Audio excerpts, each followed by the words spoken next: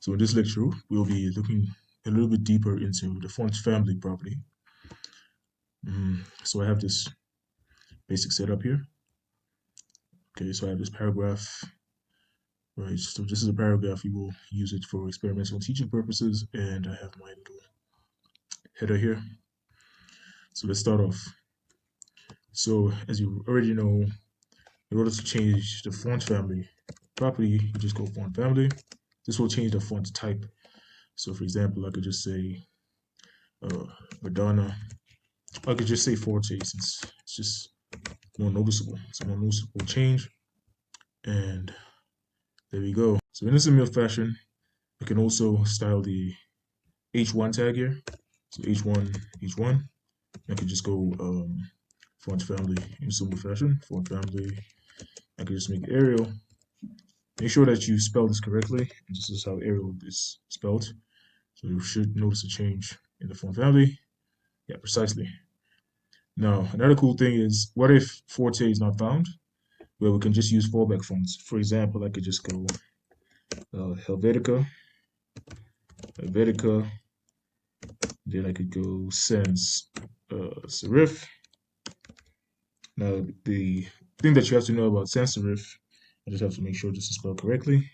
It's just with one F here. The thing you have to know about sans serif is that this is a generic font family, right? It's defined by the browser or the system. So your system will define what sans serif is. So how does this work? The way this works is that it will go Forte first. If Forte is not found in your system, it will go to Helvetica. If Helvetica is not found, it will go to sans serif. So for example, let's just say I misspelled Forte. So there's no such thing as Forte, right? There's no such thing as Forte. Consequently, it will just fall back to Helvetica. So let's just show this here. Well, you have to make sure that Helvetica is spelled correctly, and I misspelled Helvetica here. So it just fell back to sans serif. So if I go Helvetica, there we go. So you see that there's a change here. And if I spell this correctly, it will just go to this font family here, namely Forte. Okay, another cool thing is, what if I just wanted more fonts? Then I could use Google Fonts. Yeah, let me just demonstrate. So Google Fonts, you just go to the site fonts.google.com, and you have a wide selection of fonts here. You just have to wait for them a little bit. Let's just see here. Say I wanted to use, just expand a little. Say I wanted to use a generic font here.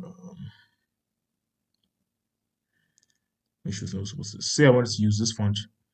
I could just click on it on Google Fonts. Just wait a little bit. And here I could just go get font. And the cool thing about this is we can embed the font in our code here. So I already have some fonts here. Let me just delete them a little bit. Delete, and this is the font that I selected. So I could just say get embed code. And of course, you would know about embedding already if you did iframes in my HTML course. So we're just going to use these link tags. We're going to copy them here. Then we're going to go to our code, and we can just go to the head here. Let me just come down here, and I could just paste like so. So now I've imported the font from Google, and to use it, I have to go font family in the following way. Font family like so. So I just copy this line here of CSS, go back to my code, and let's just say I wanted to style my H1 in that fashion. I can just paste it here. So we'll just go Anton, right? If Anton is not found, we'll just go, it will fall back to sans serif as we've already discussed. So let's demonstrate this. Okay, so there we go. It's been imported from Google, and you could just use Google's wide selection of fonts as you wish. What if our font has spaces? So if our font has spaces, we have to use double quotation marks. So let me demonstrate this. So so let's just say I want to use Helvetica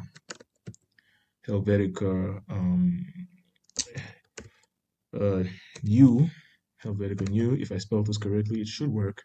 So if I come here, actually before I do that, let me just cut this out.